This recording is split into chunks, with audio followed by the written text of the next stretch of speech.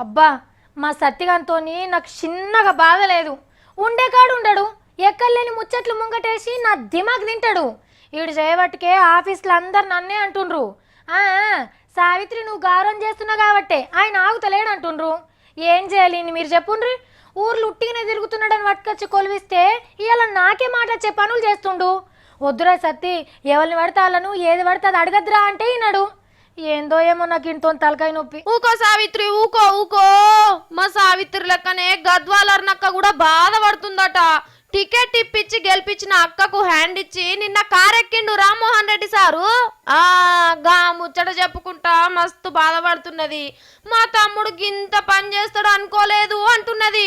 చిట్టం రామ్మోహన్ రెడ్డి నా గుర్తింపుకు మచ్చ తెచ్చే విధంగా చేయడమే కాకుండా కానీ తమ్ముడే ప్యాకాటేనట. ఇక చేయి గుర్తు పార్టీలో బలగం గింతింత దగ్గవరే వరకు ఏం చేద్దామని పెద్దలు జానారెడ్డి గారు మీటింగ్ పెట్టి లీడర్లను మైకుల ముంగటికి తీసుకొచ్చిండు. ఇందాము మరి ఏమంటాడో. అంతకంటే వీరాది వీరులు తయారైంది. మా పిసిసి ఆధ్వర్యంలో అటువంటి వీర ధీరుల్ని తయారు చేసి ఇటువంటిది నిలబెట్టడానికి కృషి చేస్తాడని ఆశిస్తున్నాను నేను.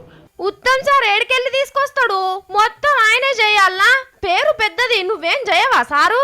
అదే ఆయన ఆ పని చేయాలి. అది వాళ్ళని తీసుకొచ్చి నాకు ఇస్తే వాళ్ళతోటి ఎట్లా యుద్ధం చేయించాలో చేయాలి. బాహుబలి లెక్క నువ్వు యుద్ధాలు నేర్పిస్తావు. అవునండి, ఛాంపియన్ పోతారు, 2 ఛాంపియన్లు వస్తారు. ఏ సార్ జోకేసిండు. పార్టీలకెళ్ళి ఒక్క ఎమ్మెల్యే పోతే 2 ఎమ్మెల్యేలు వస్తారట. వచ్చుడేమో గాని ఇంకెవ్వరు పోకుండా చూసుకోండి సార్లు మొదలు.